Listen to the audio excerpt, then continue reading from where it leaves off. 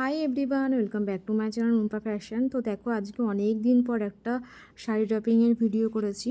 শাড়ি ড্রাপিংটা আজকে flower pallu sari draping করেছি। দেখো, পাল্লুতে একটা ফ্লাওয়ার করেছি। তো কীভাবে মেকিং করেছি সেটা তোমাদের সাথে শেয়ার করছি। তো চলো স্টার্ট করা যাক। দেখো, প্রথমে আমি কোলা চুলটা ভালোভাবে গুজে নিচ্ছি। তারপরে শাড়ি যেরকম পরে, নর্মাল যেরকমভাবে শাড়ি পরে ঠিক সেরকমভাবে শাড়িটা কোলা চুলটা গুজে নিয়ে তারপরে ঘুরিয়ে নিয়েছি শাড়িটা। তারপর পুরো আঁচলের দিকে চলে গেছি। আঁচলটা পুরো আঁচলের দিকে গিয়ে আঁচলটা একটু বড় রাখছি। দেখো, গায়ের উপর ফেলে নিচ্ছি।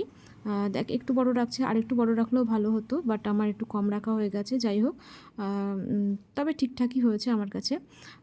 আর যারা একটু লম্বা বেশি তারা একটু বড় রাখবে। তো এবার আমি দেখো সামনের দিকে কুচি করছি। কুচিটা করে নেওয়ার পর যেরকম নর্মাল শাড়ি পরে আর কি সেরকমভাবেই করে নিচ্ছি।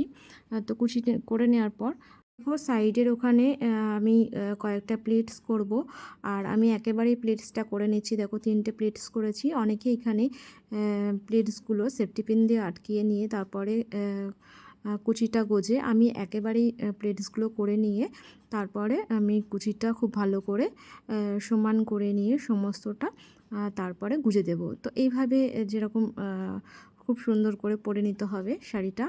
দেখো, এইভাবেই নর্মাল তোমরা রাখতে পারো। আর এটা সিম্পল এবং এরকম টাইপের শিফন শাড়িতে এরকম স্টাইলগুলো খুবই ভালো হয়। আর তোমরা যদি চাও তাহলে এরকমভাবেও শিফন শাড়ি ক্যারি করতে পারো একদম সিম্পলভাবে। আমি দেখো এরমভাবেও রাখতে চেয়েছিলাম, তো তোমাদেরকে দেখিয়ে দিলাম। একদম সিম্পলভাবে যারা শাড়ি পরতে চাও তারা এরমভাবে শাড়িটা পরতে পারো। তো এইভাবে রাখতে পারো। দেখো, সাইডে কি সুন্দর প্লেটস হয়েছে।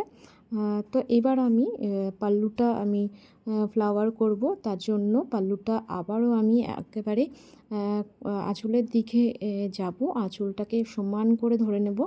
সমান করে কুচির মতো করে একদম ধরে নিয়ে তারপরে যেখানে আমি পাল্লুটা আর কি ফ্লাওয়ারটা রাখবো সেই জায়গাটা মেজারমেন্ট করে নেব হুকের কাছে নিয়ে এসে।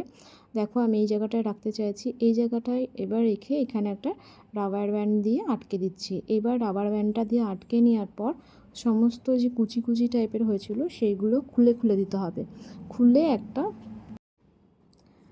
দেখো, এইভাবে আমার করা হয়ে গেছে। এবার আমি দেখো সমস্ত কুচিগুলো খুলে দিচ্ছি এবং খুলে দিলেই একটা ফ্লাওয়ারের মতো প্যাটার্ন চলে আসবে। দেখো, এইভাবে ফ্লাওয়ারের মতো প্যাটার্ন চলে আসার পর লাস্টের দিকে দুটো শাড়ির মুখটায় মানে জোড়ার দিকটায় ওইখানটা আমি একটা সেফটি পিন আটকে দেব যাতে ফ্লাওয়ারের মতো দেখতে লাগে। এইভাবে আমি দেখো এই মুখটায় আমি একটা সেফটি পিন আটকে দিচ্ছি।